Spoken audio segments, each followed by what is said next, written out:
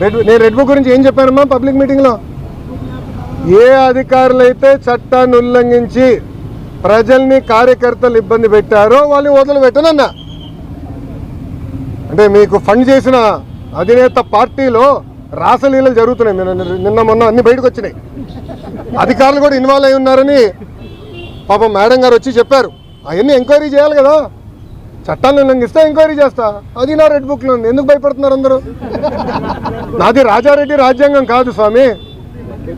నన్ను ఆపేదానికి మీ ఇన్వెస్టర్ జగన్మోహన్ రెడ్డి గారు ఆనాడు GO1 తీసుకొచ్చాడు. ఆ రోజు చెప్పా మడిచి ఎక్కడ పెడతావు పెట్టుకోపో అని. అదే జగన్మోహన్ రెడ్డి గారు ఈరోజు రాష్ట్రంలో ఎక్కడ తిరగండి వెళ్తున్నారు. Z+ కేటగిరీ సెక్యూరిటీ ఇచ్చి మరి పంపిస్తున్నాం ఆయన్ని. ఇంకేం కావాలి ఆధారాలు నీకు?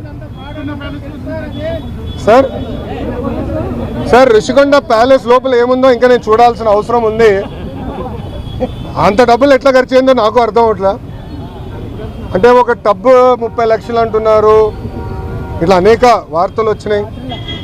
నేను ఫోటోలు చూశాను, వీడియోలు, అంటే మీరే వెళ్ళి వీడియోలు తీశారు. అక్కడ ఛాంబర్ ఉన్నట్టుంది ముఖ్యమంత్రి గారు. అదే దాదాపు ఒక 2 నుంచి 3 వేల స్క్వేర్ ఫీట్ ఉంటుంది అనుకుంటా ఒక్క రూమ్. అంత అవసరం లేదు ముఖ్యమంత్రి గారు, అంత రూమ్ అవసరం లేదు. నాకు కొంత అవగాహన ఉంది ఆ సబ్జెక్ట్ మీద. అడ్డాగోలుగా ప్రజాధనాన్ని ఖర్చు పెట్టారు. దానికి దేనికోసం వాడాలి అనేది మళ్ళీ చర్చించాల్సిన అవసరం ఉంది.